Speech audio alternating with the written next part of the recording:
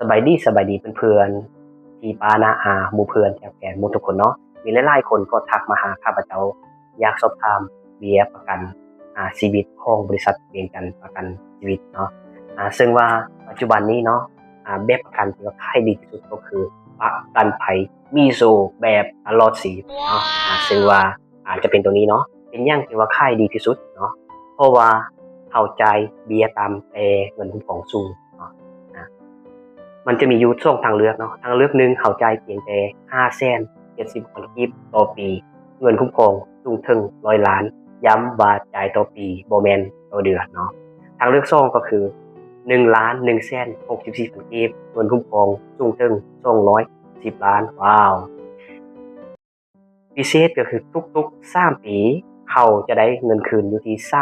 30%ของเบี้ยประกันที่เราจ่ายไปแต่ละปีเนาะ